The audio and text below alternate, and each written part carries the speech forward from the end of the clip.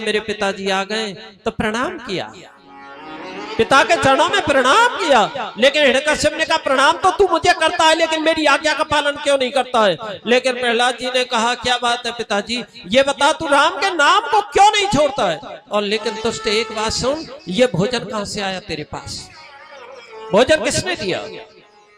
प्रहलाद जी ने मुस्कुरा करके कहा पिताजी जिसने छोटी सी कोठरी में मेरी रक्षा की, गर्भ कोठरी में, आज वही परमात्मा भोजन लेकर के मेरे पास आता है। जो छोटी सी कोठरी में मेरा आज पालन किया, गर्भ कोठरी में, ये गर्भ कोठरी से बहुत बड़ी कोठरी है पिताजी, वही परमात्मा मेरी रक्षा कर रहा है। हिरण्यकश्यप ने कहा कहां है तेरा परमात्मा। प्रहलाद जी ने कहा आप ही बताओ कहां नहीं है, कोई स्थान ऐसा है जहां मेरा परमात्मा ना हो। लेकिन वहीं पर बड़ा प्रेम से लोहे का खंभा गड़ा हुआ है। हिरण्यकश्यप ने कहा इस खंभे में तेरा परमात्मा है। प्रहलाद जी ने कहा हाँ मेरा परमात्मा इसके अंदर है। हिरण्यकश्यप ने सैनिकों को आज्ञा दे दी है अग्नि जला जला करके इसे तपा तपा करके लाल कर दो और इसका परमात्मा इसमें मर जाएगा जब इसे भी चिपकाओ इससे। ऐसा ही किया गया। आज अग्नि जला जला करके सैनिकों ने तपा तपा करके खंबे को लाल कर दिया है। लेकिन बेटा तेरा परमात्मा मर गया, अब तुझे चिपकाएंगे। लेकिन एक बार को तो प्रहलाद जी को डर लगने लगा, ये लाल हो रहा है जला देगा मुझे। लेकिन भगवान का चिंतन कर रहा है खड़ा खड़ा। लेकिन भगवान ने देखा मेरा भक्त घबरा रहा है। आज भगवान ने क्या किया है, उस प्रहलाद के सामने ही उस अग्नि वाले खंबे पर छोटी छोटी चींटियां रेंगना प्रारंभ कर दी। प्रहलाद जी ने देखा वाह ये चींटी इस पर घूम रही है तो मेरा क्या बिगड़ेगा। जब चींटी घूम रही है इस पर, और जाकर के प्रहलाद जी ने देर नहीं की है, तुरंत जाकर के पकड़ लिया खंबा। पिताजी मेरा परमात्मा इसके अंदर है। लेकिन प्रहलाद जी का कुछ नहीं बिगड़ा है। लेकिन यहाँ हिरण्यकश्यप को क्रोध आ गया और तलवार से वार कर दिया उस पर, खंबा टूट गया। लेकिन खंबे में से गुरगुर की आवाज आ रही। प्रहलाद जी समझ गए मेरे भगवान आ गए।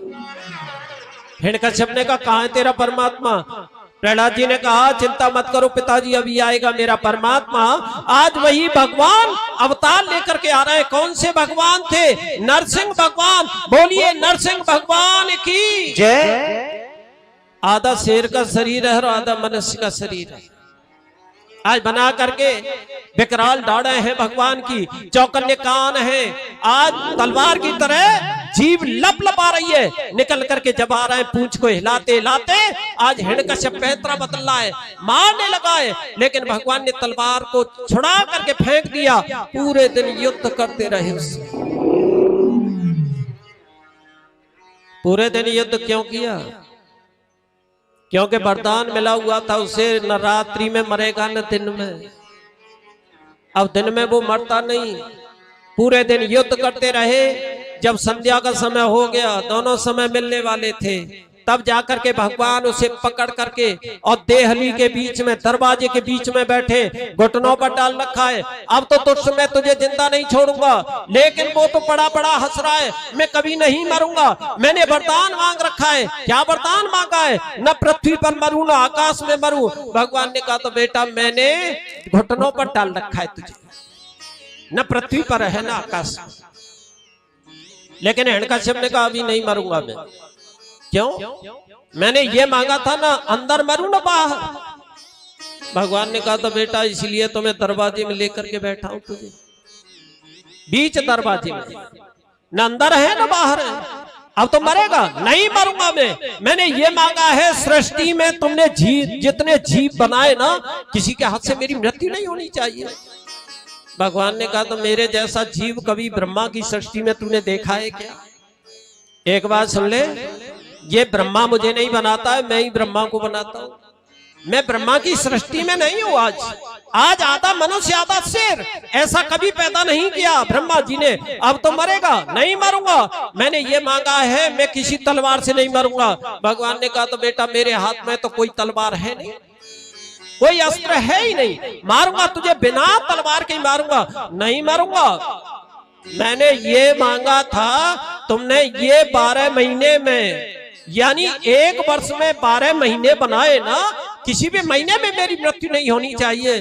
भगवान को हंसी आ गई, बेटा ये 13वां महीना मैंने तेरे लिए निकाला है, ये अधिक मास था उस समय, ये 12 महीने से अलग सा लौंद का महीना है, अब तो मरेगा। लेकिन भगवान को क्रोध आ गया, उन्होंने अपने नाखूनों को उसकी छाती में काट दिया और काट करके उसकी आंतों को निकाल करके आज अपने घुटने से अलग फेंक दिया, जिससे हिरण्यकश्यप की गोविंदाय नमो नमः। लेकिन भगवान का क्रोध शांत नहीं है। जब शांत नहीं है तो देवता घबराने लगे, ऐसे ही क्रोध करते रहे तो शायद ये प्रलय हो जाएगा, प्रलय हो जाएगा।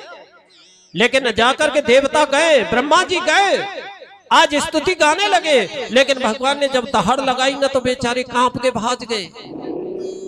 लेकिन ब्रह्मा जी ने विचार किया, चलो लक्ष्मी जी को लाओ, उनके पति देव है ना, वही शांत करेंगे। लक्ष्मी जी आ रही है, बड़ा अहंकार लेकर के आ रही है, मेरे तो पति देव हैं, अभी शांत कर दूंगी जा करके। लेकिन भगवान ने देखा आ तो रही है लेकिन अहंकार लेकर के आ रही है, इसलिए अहंकार पसंद नहीं है भगवान को। और भगवान ने एक दहाड़ लगाई लक्ष्मी जी की तरफ, कांप गई बेचारी, लौट गई और कहने लगी है, देवता मेरे बस की बात नहीं है, ऐसे स्वरूप का दर्शन तो मैं पहली बार कर रही हूं। अब घबरा रहे हैं, अब क्या होगा। ब्रह्मा जी ने प्रहलाद से कहा, बेटा तेरे लिए ही तो आए ये भगवान, अरे तू ही जाकर के मना ले। प्रहलाद जी मुस्कुराने लगे। प्रहलाद जी ने विचार किया, मुझे संसार का डर लगता है, मुझे भगवान का डर नहीं, मैं तो संसार से डरता हूं केवल।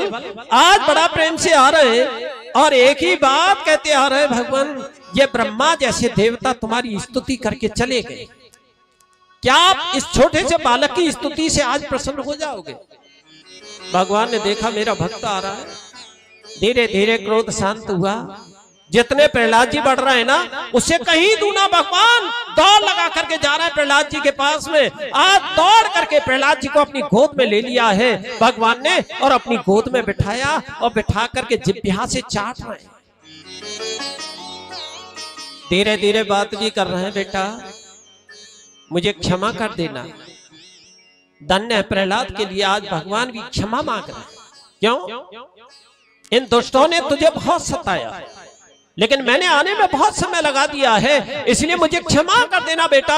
लेकिन प्रहलाद जी रोने लगे, भगवान क्षमा नहीं, क्षमा तो मुझे कर देना, क्योंकि आपको बहुत कष्ट झेलना पड़ा है मेरे लिए। गर्म खंभे में आना पड़ा है, अग्नि में, नदी में आना पड़ा, पहाड़ी पर आना पड़ा, लेकिन भगवान मुझे क्षमा कर देना। लेकिन भगवान ने कहा, ऐसा कर, मैं इतना प्रसन्न हूं तुझसे, जो मांगेगा वही दूंगा, मांग ले। प्रहलाद जी की आंखों में आंसू आ गए। प्रहलाद जी ने कहा, मांगता तो वो है जिसके पास कुछ नहीं होता है, मुझे तो सब कुछ मिल गया, और अगर देना ही चाहते हो तो भगवान एक वरदान मुझे दे दो। कौन सा? कि कभी मेरी मांगने की इच्छा न हो, मैं कभी किसी से कुछ न मांगू, ऐसा वरदान तो मुझे। भगवान फपकी लेकर के रो गए, कितना बड़ा त्याग है मेरे भक्त के अंदर। लेकिन भगवान ने कहा, तू तो नहीं मांगेगा लेकिन मैं ही दूंगा। आज सबसे पहले मुझे प्रसन्न करने के लिए राज्य को भोगो और उसके बाद में आज मेरे लोक में चले आना। प्रहलाद जी ने कहा, एक बात सुनो, मैं अकेला आऊं या प्रजा को लेके आऊं? भाई राजा की प्रजा पुत्र के समान होती है, क्या मेरा ही उद्धार करोगे कि या मेरी प्रजा का भी करोगे? भगवान ने कहा, तेरी प्रजा जाने को तैयार है। प्रहलाद जी ने कहा, आपने आपके लोग के लिए कौन जाने को तैयार नहीं है? भगवान ने कहा, तो मैं तो आज ही बैठा हूं, पूछ ले अपने परिवार से, अपनी प्रजा से, आज ही ले जाऊंगा मैं सब। प्रहलाद जी बड़े खुश होते हुए जा रहे हैं कि आज मेरी प्रजा भगवान के लोग के लिए जाएगी। सबसे पहले तो अपने परिवार से ही पूछा है, भैया चलो भगवान बैठे उनके लोक के लिए चलो, विमान खड़ा हुआ है। लेकिन परिवार वालों ने कहा, प्रहलाद भगवान तेरे घर के ना, अब तो तेरी मानते हैं, अब ऐसा कर, कोई कहता है कि 1 महीने की मना कर दे, कोई कहता है 1 वर्ष की मना कर दे, ये बेटी रह गई इसकी शादी कर दे, ये पुत्र रह गया इसकी शादी कर दे, यानी घर बना ले। आज ऐसे ही करके सभी ने मना करते गए, कोई 4 दिन की कहता है, कोई 1 महीने की कहता है। लेकिन बड़ा प्रेम से घूमते घूमते प्रहलाद जी को बड़ा दुख हुआ, आज कोई जाने को तैयार नहीं है। लेकिन चलते चलते एक कीचड़ का गड्ढा देखा, वहां जाकर के देखा तो एक सूकर और एक सूकरिया लेट लगा रही है उसमें। प्रहलाद जी ने कहा इनसे बड़ा दुखी तो कोई नहीं होगा, चलो इन्हीं को भेज दे। जब पुरुष नहीं जा रहे हैं तो ये भी तो मेरी प्रजा है, मेरे राज्य में रहते हैं। इसलिए प्रहलाद जी ने आवाज लगाई है जाकर के, अरे भाई भगवान के लोक में चलोगे क्या? सूकर ने आवाज लगाई, पहले अपनी पत्नी से पूछ ले जब बताएंगे। सूकर ने पूछा पत्नी से, ये प्रहलाद जी कह रहे हैं भगवान के लोक के लिए चलेगी क्या? पत्नी ने कहा, सूकरिया ने कहा इनसे ये पूछो कि भगवान के लोक में मिलेगा क्या? प्रहलाद जी ने कहा वहां भगवान का दर्शन मिलेगा, आनंद ही आनंद है वहां पर, दोबारा जन्म नहीं होगा, जीव मुक्त हो जाता है। लेकिन यहाँ सूकरिया ने पूछा है इनसे ये पूछो जिस गड्ढे में हम लेट लगा रहे, क्या ये गड्ढा कीचड़ का वहां मिलेगा कि नहीं मिलेगा? लेकिन